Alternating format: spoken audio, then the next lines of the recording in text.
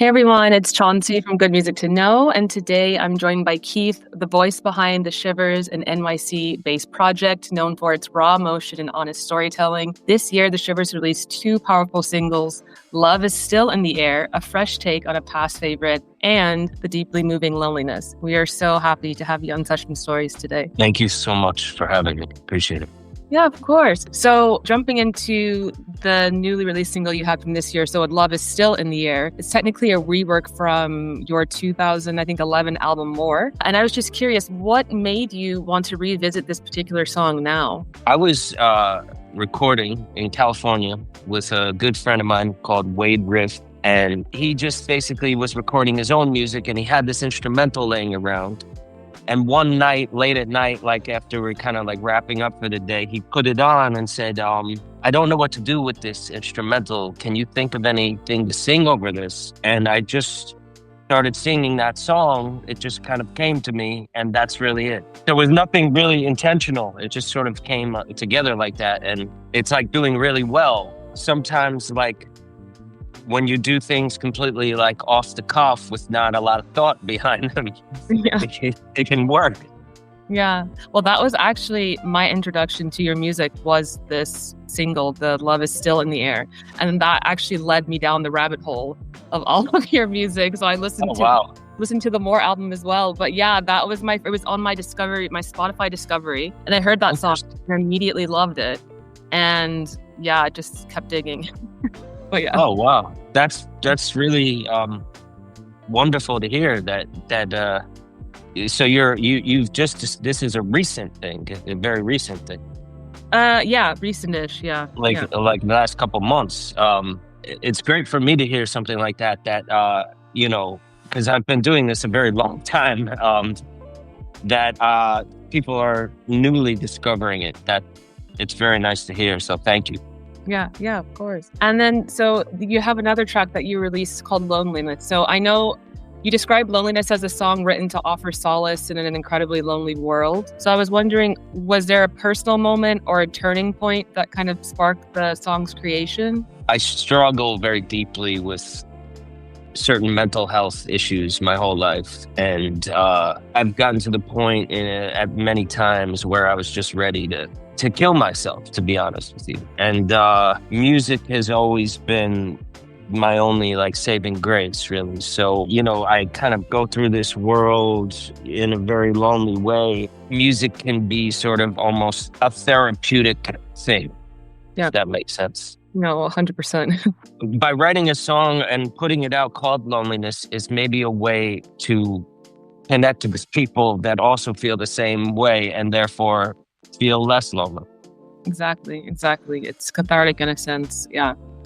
That actually leads to my next question. So there's definitely like a raw confessional quality to many of your lyrics. And I was going to ask, does the songwriting feel cathartic? But you just answered that. Or does it feel more like emotional exposure? But I would suppose it's probably maybe like a blend of both there. Another cool thing about your music is that you definitely touch on like a lot of genres. There's folk, there's soul, there's a bit of lo-fi, there's experimental. It's amazing. So how do you approach like genres when you're starting a new song? Do you think about style first, or does emotion kind of lead the way of making like a track?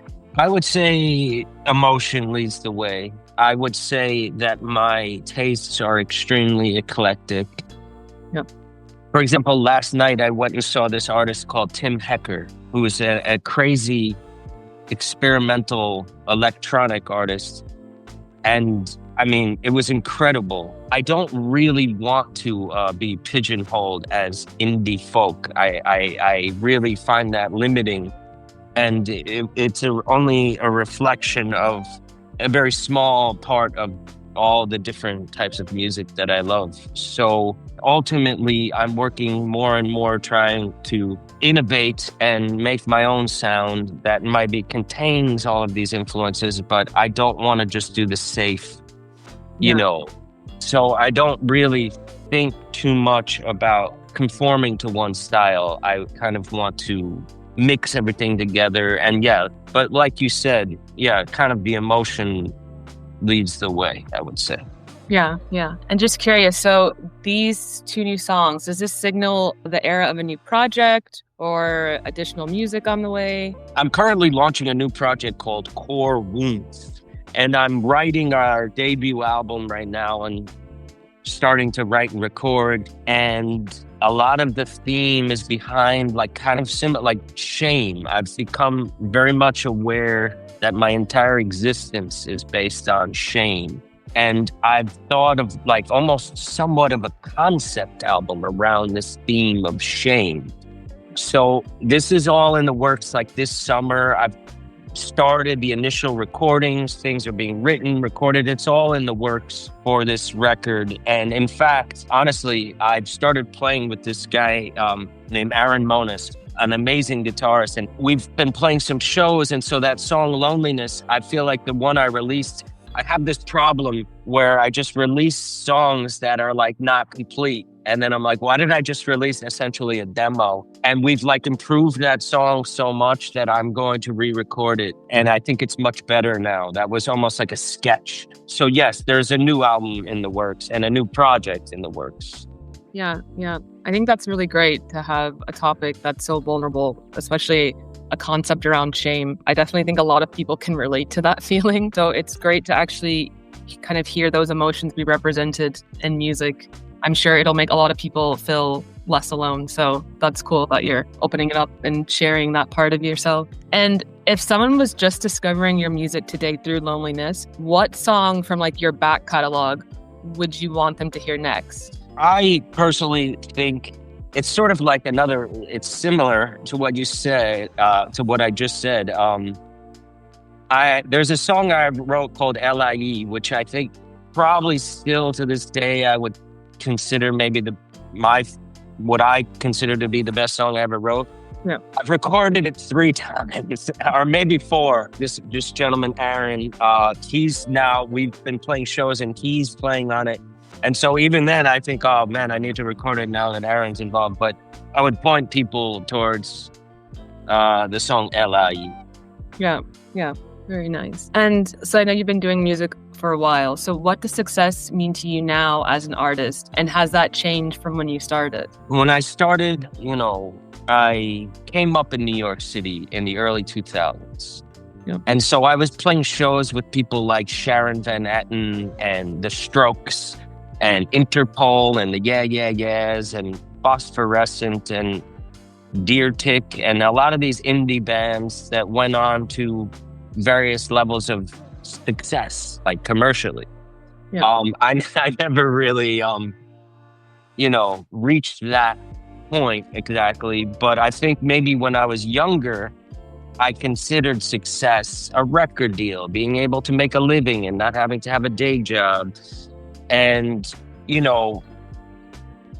going on tours and stuff like that. And now I would say after all of these years, I've redefined what I think success is. I think success is simply, I've determined that I am, in fact, extremely successful because a lot of people have been fans of my music for 15, 20 years. And I just played in Los Angeles, for example, and there were people there who had been at shows 10, 15 years earlier and still are so loyal and tell me such profound, sincere things about the impact my music's had on their lives. And I think, well, that's success. I mean, that's what it's all about. Whether or not I've had commercial, monetary success, it would be nice, don't get me wrong, but I have fans of mine that have reached out to me over the internet, email, text, whatever. And now we're friends. Now, ironically, I could say that I've become like basically like the de facto therapist for some of my fans. And they call me and tell me all their problems. And I'm like, they're fucking shrink. So, I mean, to me, I'm like, that's success. Yeah. Yeah. Connecting with people, especially if you're a very lonely, socially awkward person. Yeah. I've successfully found a way through music to connect with other human beings.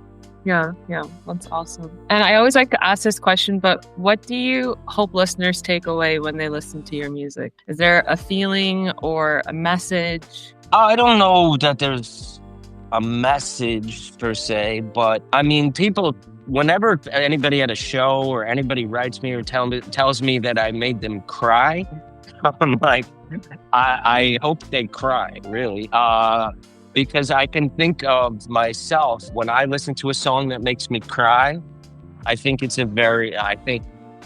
that's a success. Like the song did its job. Like it's a very sort of cathartic release. So I hope that they cry, not that they're sad, but they could have some sort of emotional release. Yeah. Yeah. I read an article, I forget where it's from, but this woman was describing one of your concerts that you went to, and she said it was a very intimate venue, and like the music felt so visceral. And she said she almost felt uncomfortable being there because she felt like she was seeing such a special moment that she shouldn't have been there witnessing, but it was so beautiful to witness. I'll have to find which gig it was, but the venue looked really cool. But she said it was a super small, intimate show, and that, yeah, you definitely moved her with the pieces that you played. So your concerts sound amazing. It sounds like an amazing thing to experience. Yeah. Yeah, I mean, those were the main questions I have, but I always like to ask, are there like any final words that you would like to leave the listeners or your fans with? I would just like to thank you personally for doing this, and hope that more people find the music, and just thank anybody who's listening. Very cool. Well, I wish you the best of luck for this year. Very excited to see what more you come out with and the album that's maybe on the way. I can't wait. It's going to be great. All right. Well, thank you so much for your time. I hope to make it to Berlin this year and say hello. Your sweaty palms upon my face. I said, let's go, let's leave this place. But your love was always